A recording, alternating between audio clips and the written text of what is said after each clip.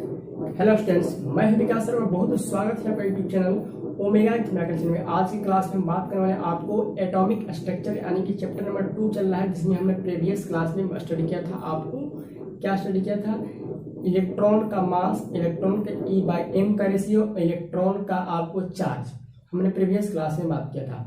आज की क्लास में देखने वाले हैं आपको डिस्कवरी ऑफ प्रोटॉन। बहुत इंपॉर्टेंट टॉपिक है डिस्कवरी ऑफ प्रोटॉन, यानी कि प्रोटॉन की खोज किस प्रकार की गई थी, किसने किया था, कब किया था, पूरा डिटेल्स इस वीडियो में हम जाने वाले हैं। तो बनिए रहिए इस वीडियो के साथ, और अभी तक चैनल पर नए हैं तो चैनल को सब्सक्राइब कर बेल आइकन प्रेस कर लेंगे ताकि वीडियो का नोटिफिकेशन और लाइव स्ट्रीम का नोटिफिकेशन हमेशा आपको मिलता रहे और आप कहीं भी घर बैठे क्लास स्टडी कर पाएंगे। चलिए, आज का टॉपिक क्या है? Discovery of proton. Discovery of proton मतलब क्या? प्रोटॉन की खोज। प्रोटॉन की खोज। एक और सूचना, अगर आप प्रीवियस क्लास का वीडियो नहीं देखे हैं, इस वीडियो के लिंक में डिस्क्रिप्शन मिल जाएगा, आप जाकर देख सकते हैं कि इलेक्ट्रॉन का मास क्या होता है, इलेक्ट्रॉन के E/m का रेशियो क्या होता है, इलेक्ट्रॉन पर चार्ज को कैसे ज्ञात करते हैं, सब कुछ आपको पूरा डिटेल्स में मिल जाएगा। तो ये आज का टॉपिक है डिस्कवरी ऑफ प्रोटॉन, यानी कि प्रोटॉन की खोज। तो इसकी खोज करने से पहले हम क्या करते हैं, एक स्ट्रक्चर बना है, एक ढांचा बना है, देख लेंगे। यहाँ पे आपको प्लस है, एनोड किरणें हैं, ठीक है, और यहाँ पे क्या है, हाई वोल्टेज है, और ये आपका माइनस निगेटिव है, यानी कि छिद्रित कैथोड है, ठीक है। अब जब क्या करता है, पूरा हम लिखा हुआ लिख चुके हैं, सब लिखा हुआ पढ़ के बताएंगे। ये छिद्रित कैथोड है, इससे क्या किया गया, विद्युत धारा प्रवाहित किया गया है। क्या किया गया, विद्युत धारा प्रवाहित किया है। यहाँ पे क्या है, डिस्चार्ज ट्यूब है, विसर्जन नली है। डिस्चार्ज ट्यूब, डिस्चार्ज ट्यूब मतलब क्या होता है, उसके अंदर के पूरे हवा को बाहर निकाल दिया जाता है, उसके अंदर के वायु को बाहर निकाल दिया जाता है, तो उसको डिस्चार्ज ट्यूब बोलेंगे। अब इसे छिद्रित कैथोड, इससे हम क्या करें, विद्युत धारा प्रवाहित करते हैं।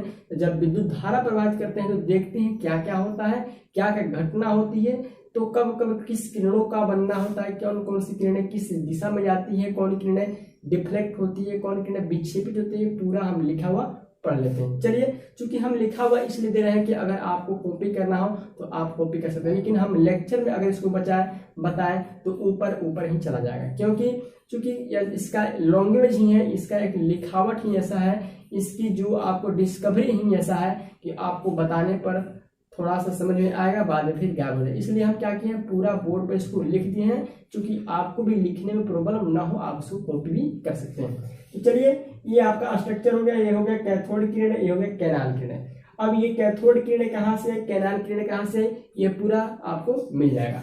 यहाँ पर देखेंगे लिखा है कि प्रोटॉन की डिस्कवरी किसने किया था। प्रोटॉन की खोज जो है गोल्डस्टीन, ई गोल्डस्टीन ने सन 1886 ईस्वी में किया। कब किया? सन 1886 ईस्वी में नाम नोमेनक्लेचर हुआ। अब कैसे इसको देखेंगे, तो सन 1886 ईस्वी में गोल्डस्टीन ने क्या किया, विसर्जन नली में, विसर्जन मतलब डिस्चार्ज ट्यूब, ये आपका क्या है, डिस्चार्ज ट्यूब है, विसर्जन नली में क्या किया, बहुत कम ही दाब पर, मतलब कि low pressure high voltage, low pressure high voltage यानी कि कम दाब अधिक वोल्टेज के पर क्या किया, उन्होंने क्या किया, विद्युत धारा प्रवाहित, छिद्रयुक्त कैथोड द्वारा विद्युत प्रवाहित किया। ये आपको क्या है, छिद्रयुक्त कैथोड है, इससे होगा क्या करें, इलेक्ट्रिक प्रवाह किया, विद्युत धारा प्रवाहित किया। विद्युत धारा प्रवाहित करने पर उन्होंने पाया कि कैथोड से कैथोड किरणें, ये आपका क्या है, कैथोड है, ठीक है, छिद्रित कैथोड, कैथोड से कैथोड किरणें निकलने के साथ साथ, कैथोड किरण से कैथोड किरण निकलने के साथ साथ एनोड से कैथोड की ओर, ये क्या है आपको, एनोड से कैथोड की ओर एक अन्य अदृश्य किरणें निकल रही थी, एक अन्य अदृश्य किरण निकल रही थी, जिस किरण को उन्होंने देखा कि एक अदृश्य किरण निकल रही थी जो कैथोड के छिद्रों से होकर सरल रेखा में गमन कर बाहर निकल रही थी। यानी कि उन्होंने देखा कि कैथोड से कैथोड किरणें निकलने के अलावा आपको एनोड से कैथोड की ओर एक अदृश्य प्रकार की तीव्र गति से अन्य आपको क्या किरणें निकल रही थी, जो आपको ये जो छिद्रित कैथोड है उससे होकर बाहर निकल रही थी, परंतु निगेटिव विद्युत क्षेत्र की ओर आकर्षित होती है।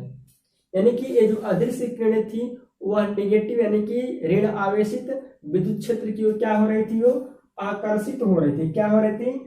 आकर्षित, मतलब कि आकर्षित विद्युत क्षेत्र से विकर्षित किंतु नेगेटिव से आकर्षित।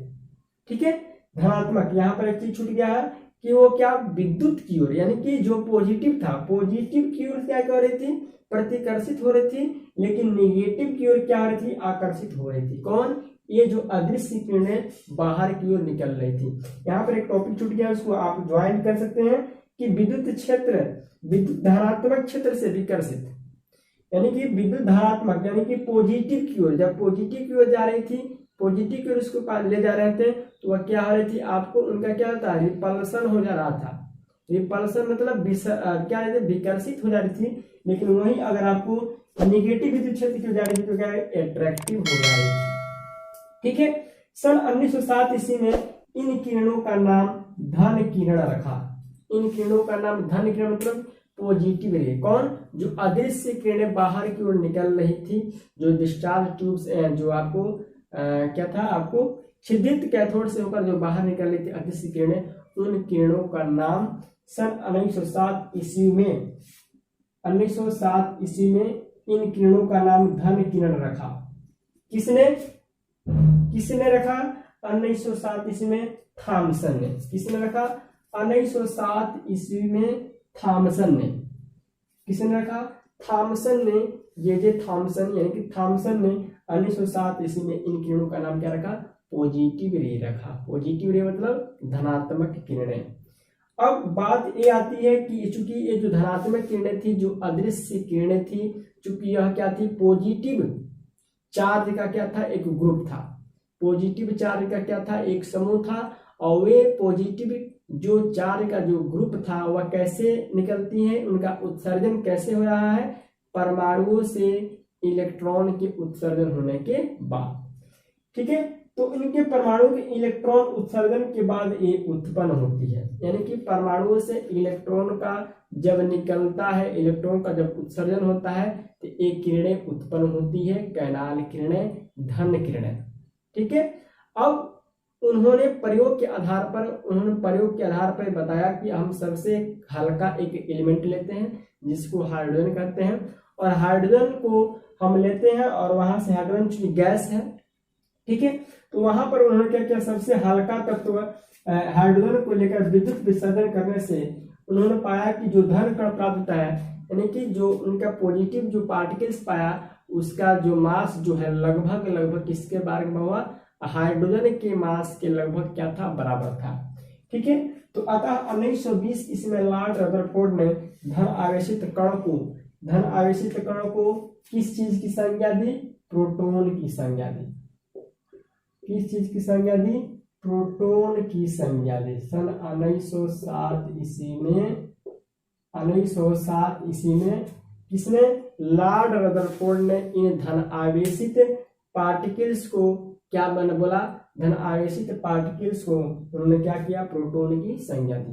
यानी कि डिस्कवरी से पहले हमने इलेक्ट्रॉन का डिस्कवरी किया था, तो इलेक्ट्रॉन आपको चूंकि ऋण आवेशित कण था, ऋण आवेशित कण एटम के अंदर पहले से क्या था, मौजूद था, तो लोगों के अंदर ये मतलब ये था कि इसके अंदर जरूर ना कोई ऐसा पॉजिटिव चार्ज होगा जो आपको परमाणु को न्यूट्रल करता है, परमाणु को उदासीन करता है, क्या करता है, न्यूट्रल करता है। तो वहीं आपको पॉजिटिव पार्टिकल्स क्या हो गया, प्रोटॉन हो गया। यानी कि परमाणु के अंदर इलेक्ट्रॉन और प्रोटॉन दोनों की संख्या क्या होती है, बराबर होती है।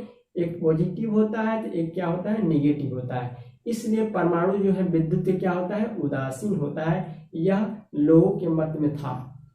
तो ये लास्ट में आपका एक पार्टिकल्स आया, कौन सा पार्टिकल्स, जिसका नाम क्या है, प्रोटॉन।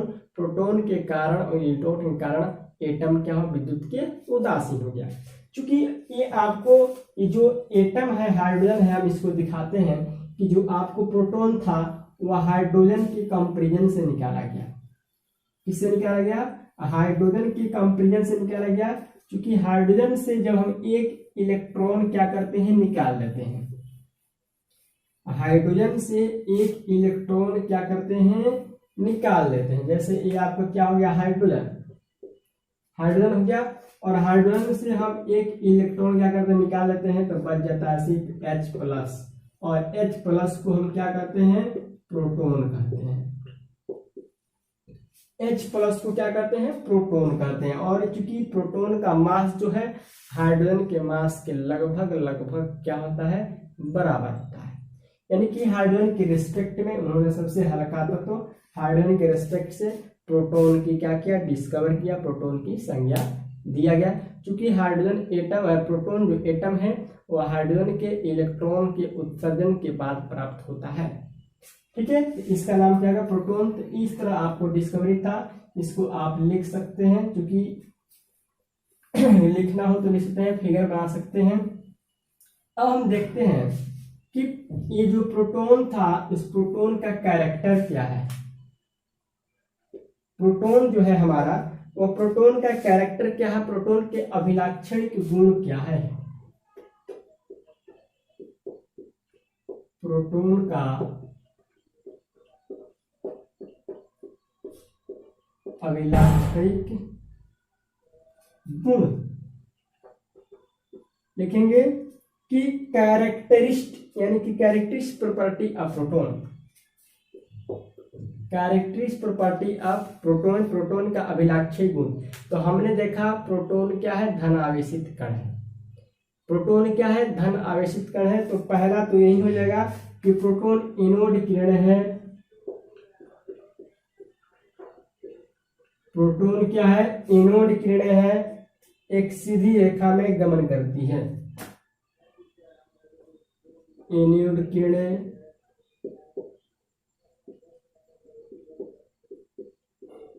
जो सीधी रेखा में क्या करती है, गमन करती है। हो गया। यानी कि प्रोटॉन, हमने देखा कि प्रोटॉन क्या है, पॉजिटिव रे से निकला प्रोटॉन का नाम। और इस पॉजिटिव रे को चूंकि उनका डायरेक्शन क्या था, एक सीधी रेखा में था, गमन करती है। दूसरा है प्रोटॉन का द्रव्यमान।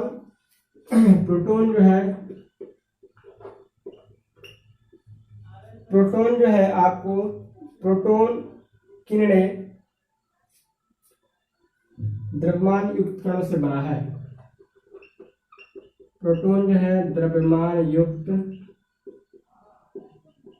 कणों से बना है। ठीक है, यानी कि इसका भी अपना एक क्या होता है, मास होता है। और प्रोटॉन जो है हमने देखा कि प्रोटॉन जो है आपको उसको इलेक्ट्रिक फील्ड में या मैग्नेटिक फील्ड में रखते हैं तो वह क्या होती है, विक्षेपित होती है। क्या होती है, विक्षेपित होती है। लिखेंगे ऐसे प्रोटॉन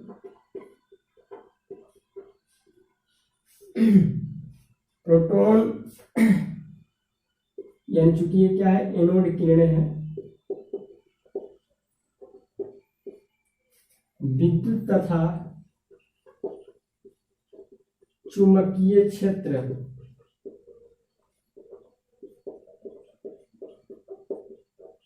में क्या होती है, विक्षेपित होती है, डिफ्लेक्टिव होती है।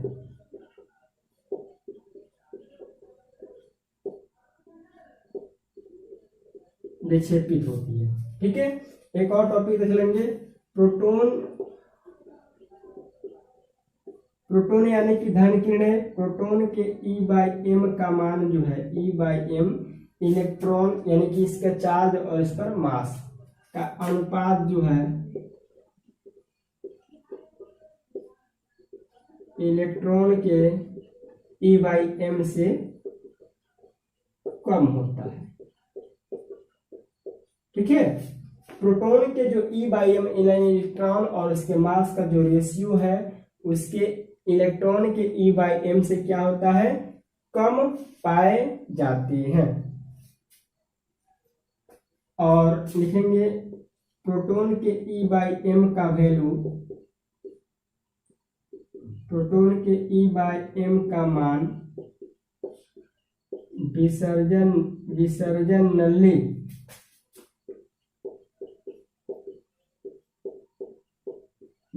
नली में प्रयुक्त गैस की प्रकृति पर निर्भर करता है। प्रयुक्त गैस की प्रकृति पर निर्भर करता है। यानी कि प्रोटॉन के E/m, E मतलब उनके इलेक्ट्रॉन पर यानी कि उन पर जो चार्ज होता है वो, और उसके मास का रेशियो जो है आपको विसर्जन के नली के डिस्चार्ज जो ट्यूब है उसके अंदर किस प्रकार का गैस रखा है उसके आधार पर भी उस पर वो क्या करेगा, डिपेंड करेगा। तो ये रहा उसका प्रोटॉन का अभिलाक्षणिक गुण, प्रोटॉन का characteristic property of proton, characteristic property of proton. अब हम ये रखते हैं लास्ट टॉपिक प्रोटॉन का, प्रोटॉन के मास की गणना, प्रोटॉन के मास की गणना E/m, प्रोटॉन का मास की गणना, mass of protons, mass of proton. अब हमने देखा कि जो आपको हाइड्रोजन था तो H प्लस के लिए, चूंकि H प्लस के लिए, H प्लस यानी कि ये आपको क्या है, प्रोटॉन, इसमें E/m का मान, E/m का मान 9.571 गुणे 10⁴ कूलम प्रति ग्राम था। ठीक है, H प्लस का मान यानी कि प्रोटॉन के E/m का वैल्यू इतना था, और चूंकि हम जानते हैं कि इलेक्ट्रॉन का मास E बराबर देता है 1.6022 गुणे 10⁻, क्या होता है, -19 कूलम होता है। ठीक है, प्रोटॉन के E/m का वैल्यू इतना है। ठीक है, और इसके E का वैल्यू, चूंकि इस पर चार्ज कितना होता है, इलेक्ट्रॉन पर है प्रोटॉन पर, बात तो वही चीज है, इतना ही होता है। इसलिए प्रोटॉन का द्रव्यमान, प्रोटॉन का द्रव्यमान फॉर्मूला हो जाएगा E/m। E की वैल्यू क्या है, 1.6022 10⁻⁻19। ठीक है, ये E की वैल्यू है, और E/m की वैल्यू है 9.5791 10⁴। इसको सॉल्यूशन करेंगे। ठीक है, तो सॉल्यूशन करने के बाद आपको आ जाएगा 1.6726 10⁻⁻27 ग्राम। ठीक है, क्योंकि हमने देखा था कि प्रोटॉन का द्रव्यमान जो है हाइड्रोजन के परमाणु के द्रव्यमान के लगभग क्या होता है, बराबर होता है। प्रोटॉन का जो मास था वह हाइड्रोजन के परमाणु के द्रव्यमान क्या था, लगभग बराबर था। तो प्रोटॉन के E/m का वैल्यू इतना हो गया, और E की वैल्यू इतना हो गया, और प्रोटॉन का द्रव्यमान E/E/m, चूंकि E कट जाएगा, बचेगा m, तो यहाँ पे m हो गया। तो इस तरह आपको इसको प्रोटॉन का मास भी आप निकाल सकते हैं, पता कर सकते हैं। नेक्स्ट क्लास हम लेके आएंगे डिस्कवरी ऑफ न्यूट्रॉन्स। वीडियो अच्छा लगे तो लाइक करें और दोस्तों में शेयर करें, और अभी तक चैनल पर नए हैं चैनल को सब्सक्राइब बेल आइकन को प्रेस करेंगे।